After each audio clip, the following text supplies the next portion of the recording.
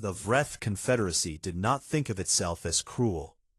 This was important, not because it was true, but because they believed it. Fleet Admiral Sekavor believed it, the way a man believes in gravity, without thinking about it, without needing proof, the way you believe in things that have never once failed you. He stood at the wide observation window of the command ship, and looked at the blue-green planet below. New Ardens, human colony, population 340,000. He had the full report in his hands, though he barely needed it. He had done this 41 times. The report was a formality, a receipt for a transaction that had not yet happened, but would. The planet looked soft from up here. Most planets did. His aide, a young officer named Veth, stood a few steps back with a datapad.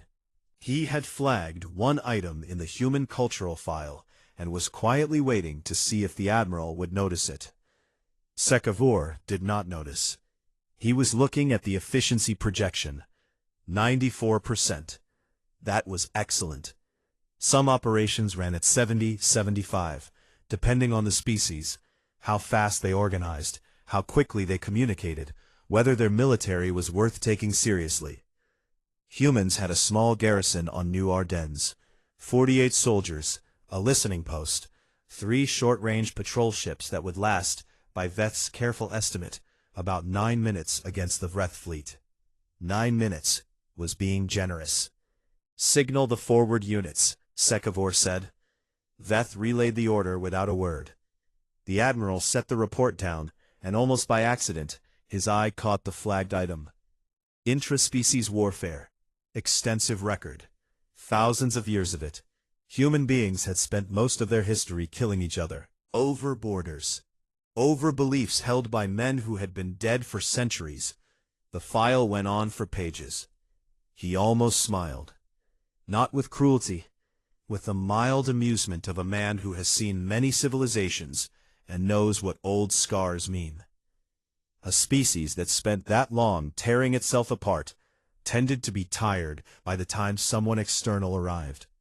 Fractured, ready, at the bone level, to simply stop. He marked the item irrelevant and closed the file. The bombardment began at 0400 hours, local time. New Ardennes was asleep. Sekavor did not watch the operation in real time. He had stopped doing that long ago.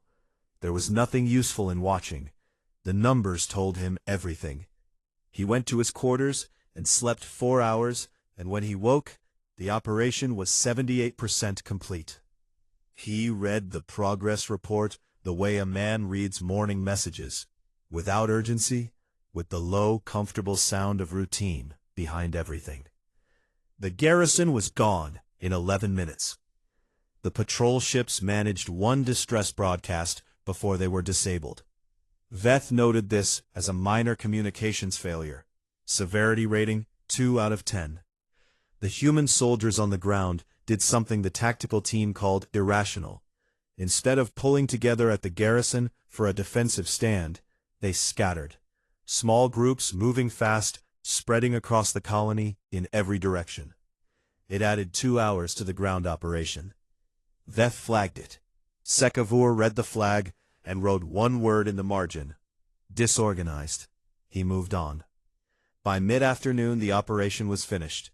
The efficiency report came in at 91%, 3 points below projection because of the ground delay. Sekavor made a note to revise the containment model for species with intraspecies combat histories. They tended to run instead of hold. That complicated things. He would adjust for next time. He read the casualty figure without pausing. 312,000. That was the colony population minus the labor registry count. 28,000 had been processed into the work system. The rest of the number was accounted for by a word the report used. Resolved. He turned the page. There was a footnote at the bottom. 3 colony ships had launched in the first minutes of the bombardment, before the orbital net was fully closed. Cargo class, converted, overloaded almost certainly, given how fast they boarded. They jumped to faster-than-light travel before the Vreth interceptors could close the distance. Sekavor looked at this for a moment. He thought about it the way a careful man thinks about small problems. Briefly, with the full weight of 41 previous operations behind his judgment. Refugees reaching human space would produce a diplomatic complaint, a formal protest to the Galactic Arbitration Collective, most likely. These things took years to process. The Vreth legal team managed them as routine. By the time any formal response moved through the system, New Ardennes would be fully operational, and the economics of reversing an acquisition would be more than any governing body would authorize. This was how it always worked. He marked the ships as negligent loss, filed the report, moved the fleet toward the next target. 3 days later, a message arrived from the Shalai. The Shalai were ancient, 800,000 years old. They had been a great civilization once, or so they claimed, though the Vreth had stopped paying much attention to them roughly 200 years ago, on the grounds that they no longer did anything relevant. They issued diplomatic statements occasionally. They offered mediation. They sent long, careful messages written in formal old language that took an hour to read and said very little. This message was one line. What have you done? No question mark. The Shalai were meticulous with punctuation. The absence was deliberate. They were not asking. Sekavor read it twice. He handed it to Veth and told him to file it under standard diplomatic correspondence. No priority. Then he went back to the next target profile. He was a careful man. He had learned something from every one of his 41 operations.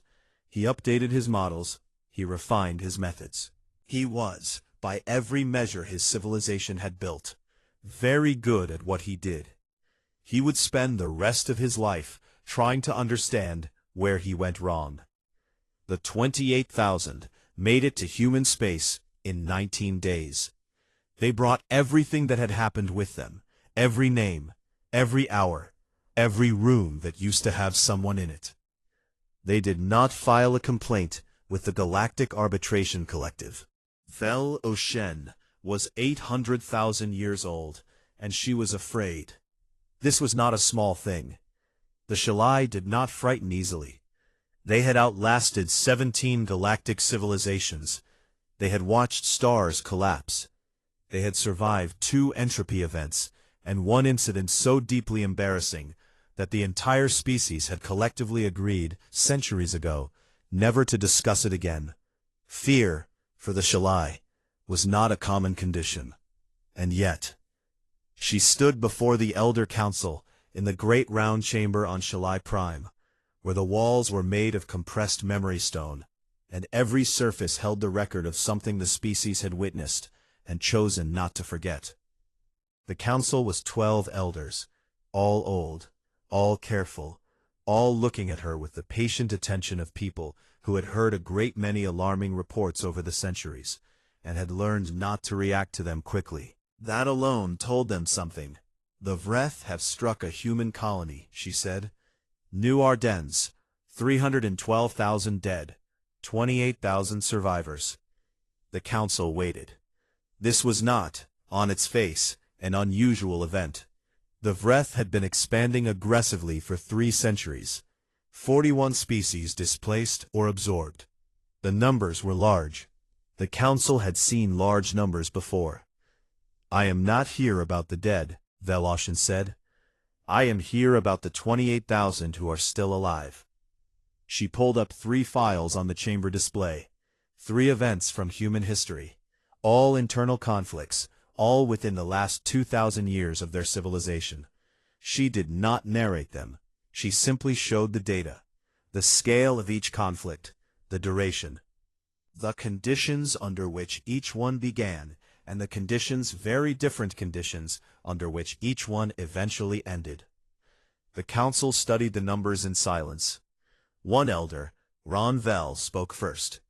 These were internal conflicts, human against human. Yes, Veloshin said. Then the relevant question is whether they are capable of sustaining this kind of effort against an external threat, against a species they have no existing hatred for. Veloshin looked at him. They do not need existing hatred. That is what I am trying to explain. She paused, choosing her words the way she always did, with the care of someone who had watched imprecise language start 3 separate wars in her lifetime. Humans have a quality that does not translate cleanly into any language I know. They call it spite. It means the ability to absorb a cost larger than the reward, purely because the principle of the thing demands it, because someone needs to answer for it. Not because it is practical, because it is owed. The chamber was quiet. They will not calculate whether they can win, she continued. They will calculate what they are willing to lose. Those are very different mathematics. She went to the Vreth Confederacy 2 days later. Admiral Sekavor received her in the fleet's diplomatic suite, which was functional and clean, and had the slightly too formal quality of a room that was used rarely and kept ready mostly for appearances. He was polite. He offered refreshment. He sat across from her with the calm, steady manner of a man who had been told this meeting was coming, and had decided in advance not to be concerned by it. Velocean was 800,000 years old. She had sat across from a great many men who had decided in advance not to be concerned. She told him 3 things. She told him that humans were the only known species in the current galactic period that had industrialized grief, that they had developed, over thousands of years of internal conflict, entire systems for processing mass loss, memorials, public records, naming conventions, cultural rituals, that they did not let the dead become numbers. Every one of the 312,000 people on New Ardennes had a name. Someone knew that name. Someone would say it. Sekavur listened. His expression did not change. She told him that the survivors of New Ardennes had not gone to the arbitration collective. She told him she had been watching human communication channels since the colony ships landed, and the response she was seeing was not diplomatic. It was logistical. Humans were moving things, ships, materials. She did not yet know exactly what they were building, but she knew the shape of preparation, and this was its shape. Sekavur's expression still did not change, but his hands, she noticed, had moved slightly on the table. A small stillness, replacing a smaller movement. She had been reading people for a very long time. She told him the 3rd thing. She told him that in her 800,000 years of observation, she had catalogued 912 civilizations at various stages of development. Of those, only 11 had shown the specific combination of traits she was seeing in humanity right now. The capacity for large-scale organized violence, combined with the psychological inability to simply absorb loss and move on. Those 11 civilizations had each, in their time, become the most significant military force in their region of space, not because they were the strongest, because they were the most willing to continue.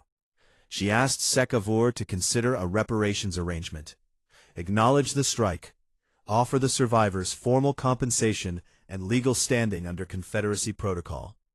It would close the wound before it became something else. Sekavur thanked her for her time. He used the phrase, manageable species, in his response. He said it the way people say things they believe are true, because they have not yet seen the evidence that breaks the belief. With confidence, with the slight condescension of a person explaining something obvious to someone who has overcomplicated it. Velocean stood up. She gathered her documents. She was very old, and she moved carefully, and there was a long moment where she stood at the door and did not quite leave yet.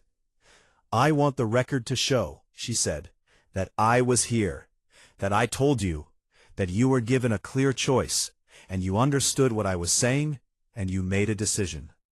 Sekavur nodded. Of course, the record would show it. She left. In her personal log that night, she wrote 7 words. "The record will show we tried." She had written similar words before, in the records of other civilizations that had made similar decisions in similar rooms. She had the log entries to prove it. She kept them all. The Shalai kept everything. What she did not write, because she had learned long ago that some things did not belong in official records, was what she had seen in the human communication channels before she left for the Vreth fleet. She had been monitoring them carefully. The humans had not sent an ultimatum. They had not broadcast a warning.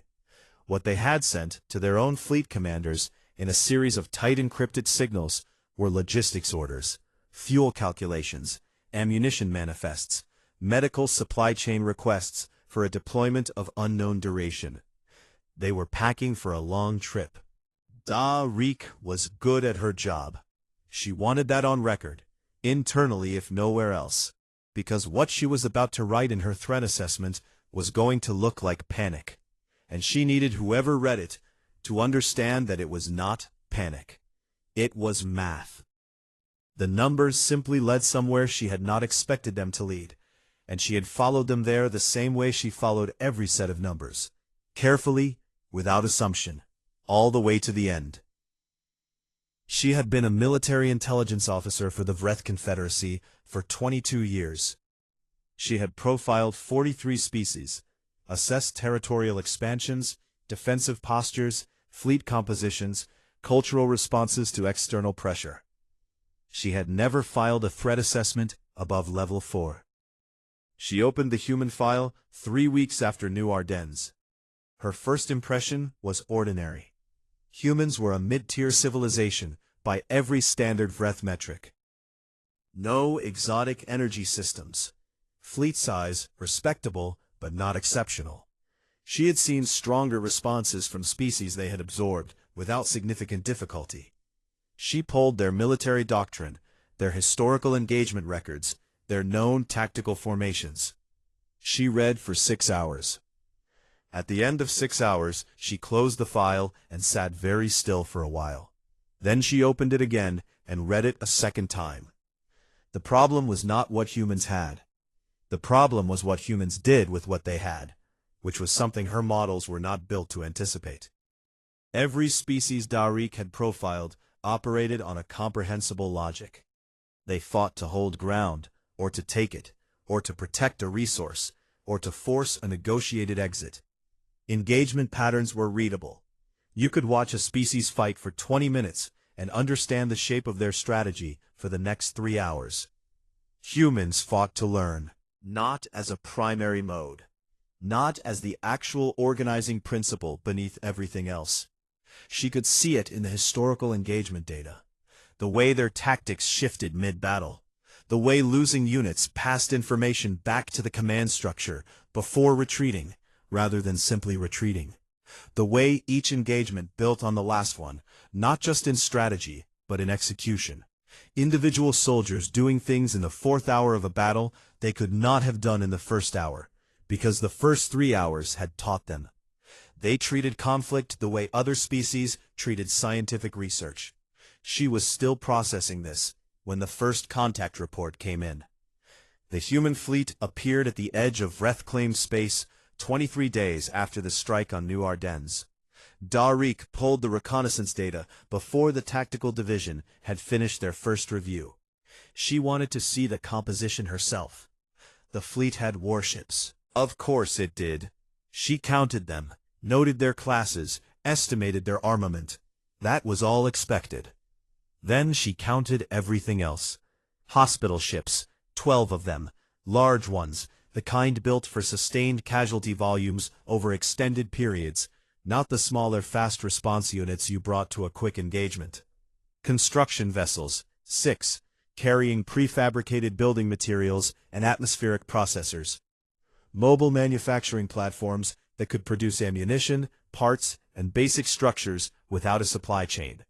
Seed vaults, agricultural equipment, and colony transports, large ones, currently empty. She stared at the colony transports for a long time. They had not come to fight a battle. A battle had a shape, a beginning and an end, a defined objective, a point at which one side won and the other calculated whether continuing was worth the cost. What she was looking at was not built for a battle. It was built for a stay. The hospital ships said they expected to bleed. The manufacturing platform said they planned to sustain themselves without outside support. The seed vaults and colony ships said they intended, on the other side of whatever this was, to still be there. She filed a preliminary report marked urgent and kept watching. The first engagement happened at a Vreth border station 2 days later.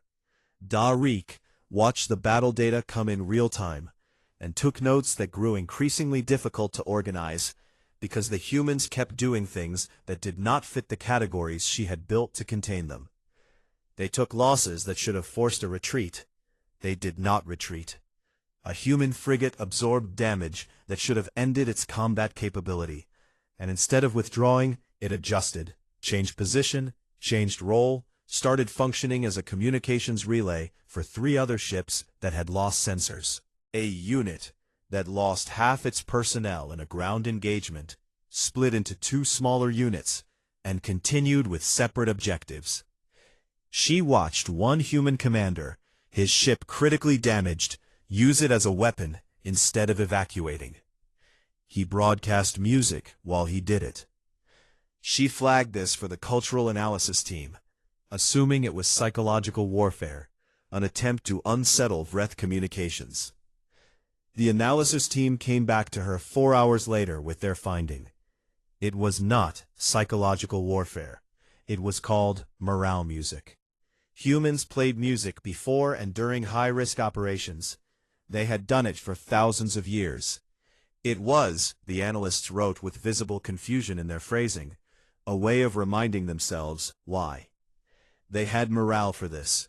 They were fighting a war of response, a war that cost them, a war they were losing men and ships in, and they were playing music.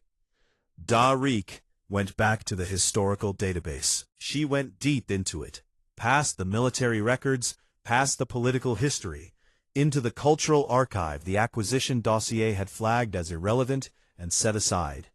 She was looking for something she could not fully name yet, a frame that would make the behavior she was watching make sense. She found a document from roughly 400 years ago in human history. A small nation, partially occupied by a much larger force, had refused to surrender. The occupation lasted 4 years. When a journalist from a neutral country asked the nation's leader why they kept fighting given the scale of the disadvantage, the leader had said something. Darik read it once. She read it again. She did not quote it in the threat assessment she filed that evening. Not because it wasn't relevant, because she did not know how to explain it within the existing categories of any form the Confederacy had ever designed for this purpose. This did not fit in boxes. She created a new threat level, Level 7. The form did not have a space for it, so she added one. In the notes field she wrote one paragraph. It said that the Confederacy's strategic model for human response had been built on the assumption that humans would calculate cost against benefit and adjust accordingly. She wrote that this assumption was wrong. She wrote that humans appeared to perform a different calculation entirely, one that involved not what the fight was worth, but what walking away would mean. She wrote that these were not the same thing. She submitted the report and sat alone in her office for a while after, looking at the fleet composition data still open on her screen. The hospital ships, the construction platforms, the empty colony transports waiting. They had not come to fight a war. Darik understood that now. They had come to finish one. Fleet Admiral Yara Ose did not hate the Vreth. She was very specific about this. In her personal log, in the entry she made the night before the first engagement, she wrote it down plainly, because she wanted a record of her own thinking, in case she ever needed to check herself against it later. Hate was a fast-burning fuel. It made you rush. It made you sloppy with the things that needed precision. What she felt was not hate. It was something older and slower and much more reliable. She called it the bill. The bill had a number, 312,000. She kept the number at the front of her mind, the way other people kept a compass. Every decision she made, she held the decision against that number, and asked whether it was worth something, whether it moved something, whether it was taking the number seriously. If the answer was yes, if the answer was no, she went back and found a better decision. This was how she had operated for the 4 years of the campaign. She had a ritual before every major operation. She would gather her command staff in the briefing room, senior officers, navigators, the heads of each ship division, and she would read from the new Ardennes casualty list. Not all of it, a portion. The number of names she read corresponded to the scale of what they were about to do. For a small operation, she read 20 names. For a large one, she read 150. She did not explain the ritual to anyone who asked. She said only that she wanted everyone in the room to know exactly what number they were working down from. Her officers were good people. They understood. The campaign was not clean.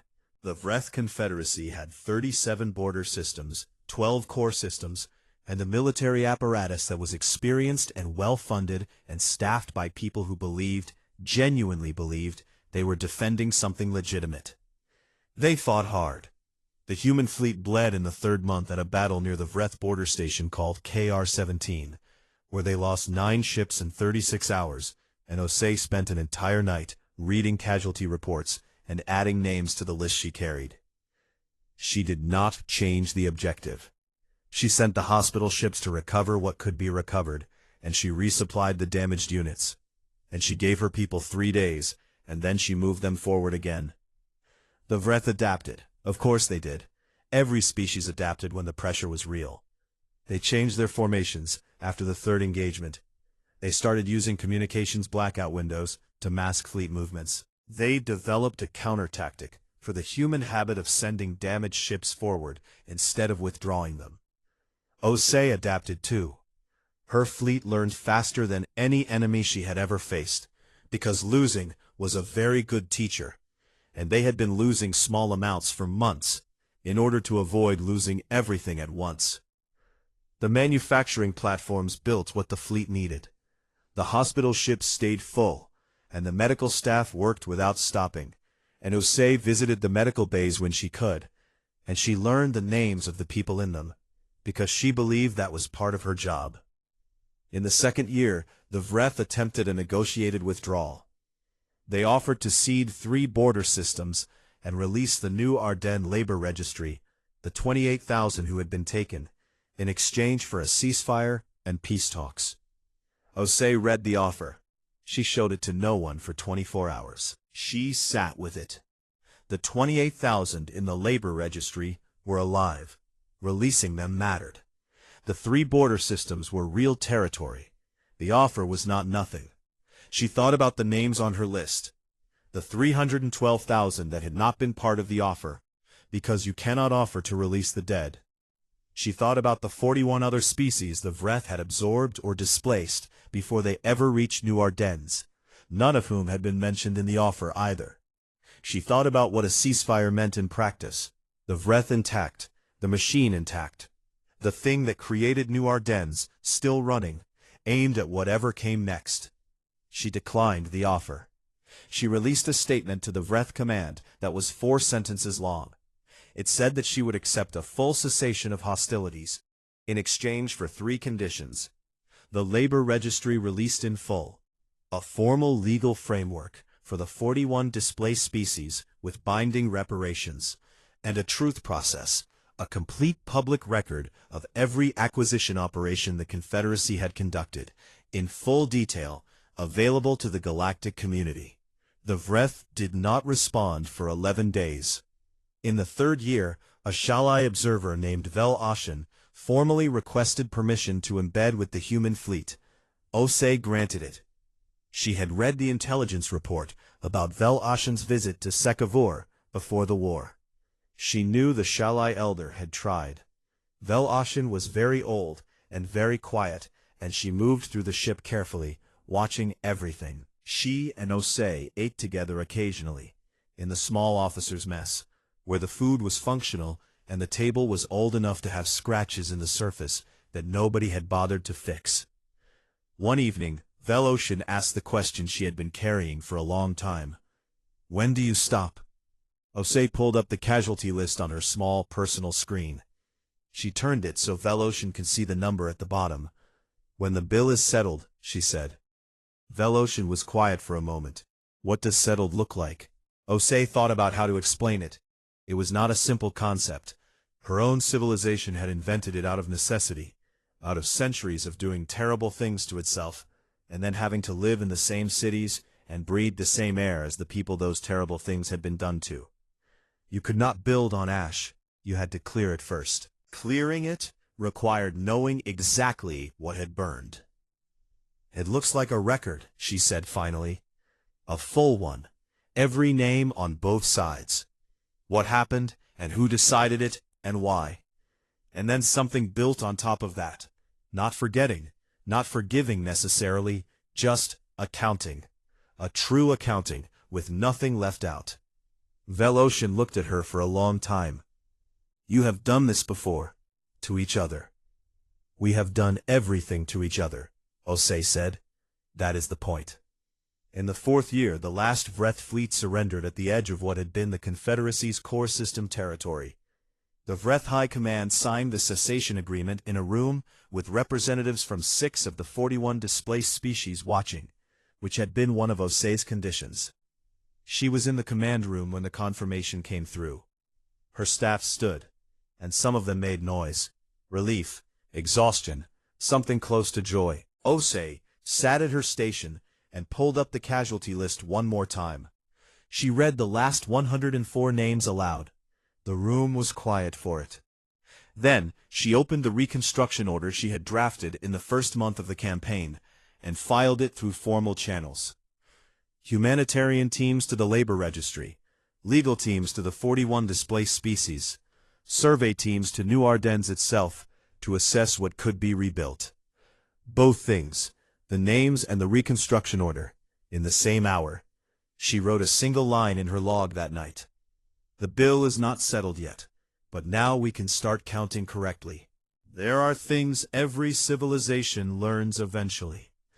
Do not build a settlement within 3,000 kilometers of a gravity sink without deep anchor foundations. Do not fire a faster-than-light drive inside a populated system without filing a corridor notice 48 hours ahead of time. Do not eat Delvaran root fruit if your nervous system runs on serotonin. Do not look directly at a Kashari elder when you disagree with them. It means something different to them than it does to you, and the misunderstanding is difficult to walk back." These were the kinds of rules the galaxy had. Practical things, learned from mistakes usually. Written down, so the mistakes did not have to be repeated. The new rule was not written down anywhere. It did not need to be. The Vreth Confederacy still existed. This surprised almost everyone who had followed the war. The working assumption across most of the galactic community had been that humanity would do what most species did when a war ended: take territory, impose conditions, establish dominance, and leave the defeated party small enough that dominance would not need to be enforced twice. It was a reasonable assumption. It was what the math suggested. It was what history, across hundreds of documented civilizations, consistently showed. Humanity did something else. 6 weeks after the cessation agreement, the first human reconstruction teams arrived in what remained of Vreth core space. They came with engineers and architects, and agricultural specialists, and people whose job title translated roughly as institutional rebuilders, a role that most galactic species did not have a word for, because most galactic species had never needed one. They assessed what was broken, and they began repairing it. Not for the Vreth specifically.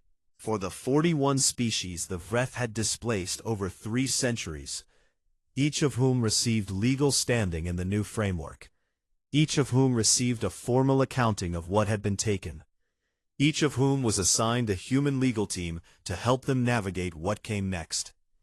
The Vreth called this unprecedented. A junior official from the Vreth Provisional Government said this directly to a human diplomat named Sarah Manon, 26 years old, from a city on Earth that had been rebuilt twice in its recorded history, and wore both rebuildings visibly in its architecture. She was reviewing resource allocation documents at a shared table, and she looked up when the Vreth official said it. Unprecedented, she repeated. We expected you would take the territory and leave, the official said. He was being honest. This was one of the stranger things about the post-war period. The Vreth, having lost completely, had become oddly direct, as if there was nothing left to protect by being careful. Sarah Manin put her pen down. We know what rubble looks like from the inside, she said. We have a lot of experience with it. We are not interested in making more. The Vreth official did not know what to say to this. He wrote it down later in his personal record, not because it was policy or because he had been asked to document it, but because he wanted to remember the exact words. He was not sure he understood them fully. He suspected he might, later, given time. Across the galactic community, the story of New Ardennes moved the way important things move, not through official broadcasts or diplomatic cables, but through the spaces between those things. Through conversations on trade stations, between pilots from different species waiting for cargo clearance. Through the briefing rooms of civilizations that had been watching the war with quiet, careful attention. Through the private communications of fleet admirals and border commanders and territorial planners who had files on their desks marked with human-flagged systems and who were looking at those files now with different eyes. The Mundara said nothing publicly. They simply redrew their expansion maps. The adjustment removed 4 planned incursions into human-adjacent space. The revision was filed with their Territorial Planning Bureau and marked as a routine reassessment based on updated data. Nobody used the words New Ardennes in the filing. Everybody knew what the updated data was. A trade route pirate confederacy called the Vel Shirak, which had been raiding human merchant ships in the Outer Band for 11 years, filed a voluntary cessation of operations notice with the Galactic Trade Registry. It was the first time in their institutional history they had filed anything voluntarily. The registry clerk who processed the form flagged it as unusual and added a note asking for clarification on the reason for cessation. The Vel Shirak wrote, "Business conditions have changed. A species called the Dorith, small and quiet, and living on 3 moons at the edge of mapped space, had been involved in a border dispute with a neighboring species over mineral rights for 6 years. The dispute had been moving slowly towards something more serious. The Dorith Council met after the war ended and reviewed the dispute. They looked at the numbers. They looked at what the territory was worth. They looked at New Ardennes. They offered their neighbors a shared access arrangement the following week. Their neighbors, who had also been watching, accepted within the day. Vel Ocean filed her final observer report on the New Ardennes incident 60 days after the cessation. It was the longest document she had produced in 400 years of service. Most of it was data, fleet records, casualty numbers, engagement analyses, reconstruction benchmarks. The kind of material that would matter to researchers and historians and policy architects for a long time. The conclusion was 3 sentences. She wrote that humanity was the first species the Shalai had observed that developed both the most effective mechanisms for destruction and the most elaborate mechanisms for repair, and that these were not in contradiction with each other. That the same history which produced one had produced the other. That humanity had learned both from the same source. Each other, she wrote. This is what we missed. This is what the Vreth missed. This is what anyone who looks at them and sees only the capacity for violence will always miss. They built the hospitals the same century they built the bombs. They have always known they would need both. She sent the report to the archive and closed her desk, and sat for a while, with her hands folded, and looked out the window of her quarters at the dark between stars. 800,000 years was a long time. Long enough to have seen a great many things, long enough to know that the things worth remembering were rarely the things that announced themselves. Mostly they were quiet, a conversation at a small table, a junior diplomat putting a pen down, a fleet admiral reading names aloud in a room before going to work. She added one last line to the personal section of the log, that the archive would not receive. I am less afraid than I was. I am not sure that is wisdom. It may simply be that I have found something I had stopped believing I would find. A species that learned from its own worst moments. Not perfectly, not completely, but genuinely. Something in that is worth watching. Something in that is worth staying alive a little longer to see. Somewhere in the galaxy, at any given moment, a civilization that has never met a human is hearing about New Ardennes for the first time. They ask the same question, always. What did humanity do to the Vreth? And the answer, all of it. The war and the reconstruction, and the 41 species restored to legal standing, and the truth process, and the city on New Ardennes being built again from its own ash, always lands the same way. Not like a threat, like a fact about the universe that nobody had written down yet, but that everybody, hearing it, recognizes as true. The Vreth thought they found the easy one. There is no easy one.